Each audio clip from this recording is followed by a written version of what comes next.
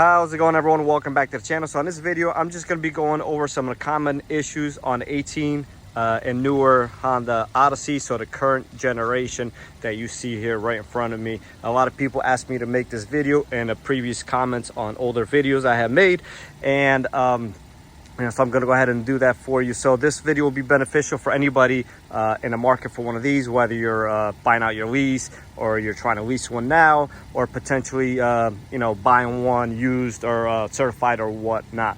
So there's not many issues that are common and persistent with these vans. What I mean by that is a whole lot of things fell on them, but nothing that seems to be really common. But I'm gonna go over some of the stuff anyways, and I'll start with the front brakes, the front rotors. This is common on all Hondas.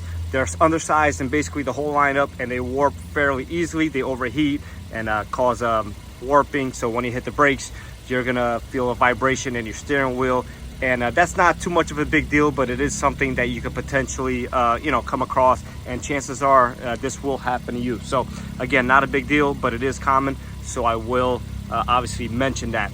Another thing that a lot of people come across is the popping and static sound from the inside of the car. The radio doesn't even have to be on, but essentially sometimes this display could go off, or sometimes the infotainment right there could go off, and it's not the case for this car, but it is something. There is a couple different updates, and obviously it's very frustrating, very annoying. Sometimes if you're driving a long trip and you have kids, and the system fails or stops working or starts staticking or popping, then obviously that could be annoying. And like I said, there is a couple different fixes, so that will be covered by warranty at this point. So speaking of warranty, there is a decent amount of recalls on this car, and Honda does a great job of addressing those. So we'll start with the sliding doors. In the older generations, we had a lot of problems with sliding doors. These Honda's kind of on top of that, and they seem to be pretty problematic free. Although there is a couple recalls that we have to replace some latch cables for the front latch. We did have to do some rear latches on these as well. There's also a power socket in the back over here that we had to reroute some wiring. So right in here, so not a big deal. We just have to move this back and just basically reroute the wires.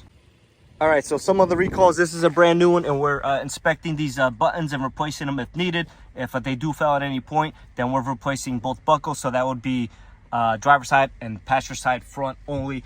There was also a cluster update on some of them, and again, this doesn't mean it applies to all of them. There's a range, and a VIN breakdowns and stuff like that. So just because you own one of these doesn't mean you had all these recalls apply to you, but it could.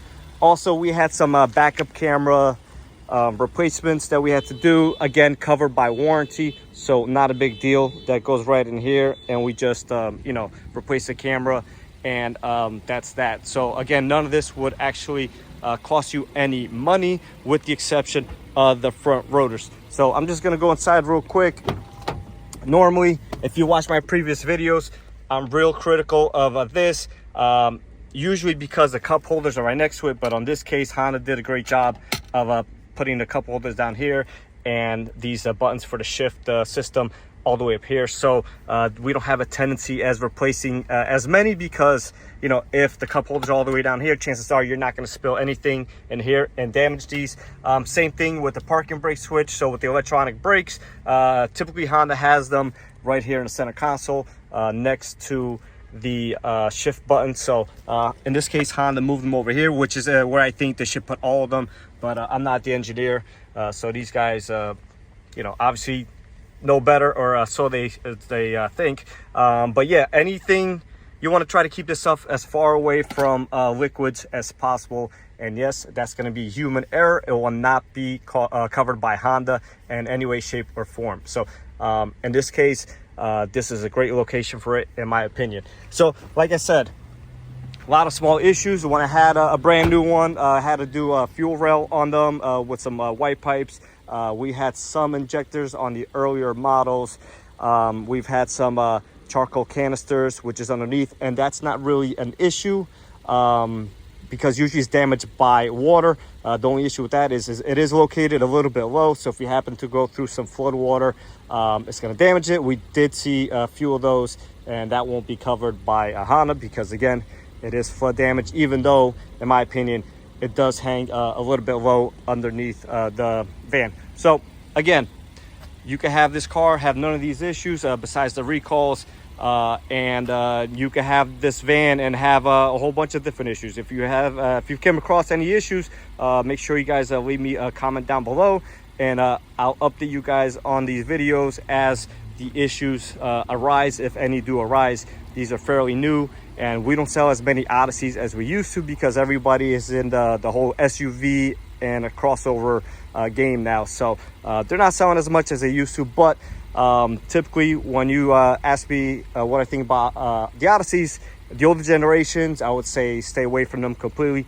These newer ones seem to be better. Smaller sample size, but what we do see, they seem to be a little bit more reliable. We haven't had too many transmission issues, both 9-speed and 10-speed. That's both options on these.